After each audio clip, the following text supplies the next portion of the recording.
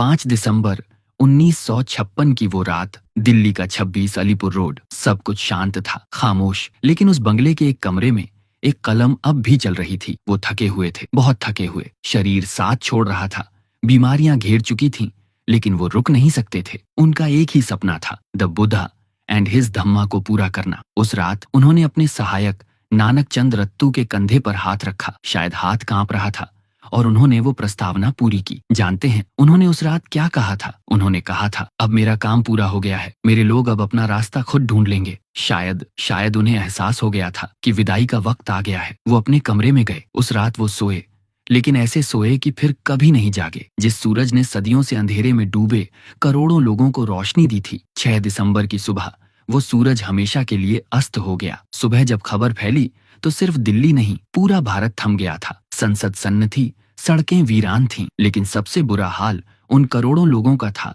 जिन्हें उन्होंने इंसान होने का हक दिलाया था। उस दिन दलितों, शोषितों और वंचितों ने खुद को दूसरी बार अनाथ महसूस किया। जब उनका पार्थिव शरीर दिल्ली से मुंबई लाया गया तो मंजर देखने लायक था। दादर की चौपाटी पर उस दिन 2 समंदर थे, एक अरब सागर का समंदर और दूसरा आंसुओं और जज्बातों का वो इंसानी समंदर जो अपने बाबा को आखिरी विदाई देने आया था। लोग रो रहे थे, चिल्ला रहे थे, जैसे उनका सब कुछ लुट गया हो। लेकिन सुनिए, वो मरे नहीं, बाबा साहब मरे नहीं। वो अपनी आखिरी सांस तक लड़ते रहे, सिर्फ हमारे लिए। जाते जाते वो हमें रोता हुआ नहीं छोड़ गए। वो हमारे हाथ में संविधान की ढाल और धम्म का रास्ता थमा गए। उन्होंने उस आखिरी रात को मौत को गले नहीं लगाया, बल्कि अमर होने को चुना। आज 6 दिसंबर है। आज मातम का दिन नहीं, आज संकल्प का दिन है। जब तक भारत का संविधान है, जब तक हमारी रगों में खून दौड़ रहा है और जब तक हम सर उठाकर जी रहे हैं, बाबा साहब जिंदा हैं, बाबा साहब जिंदा हैं। जय भीम।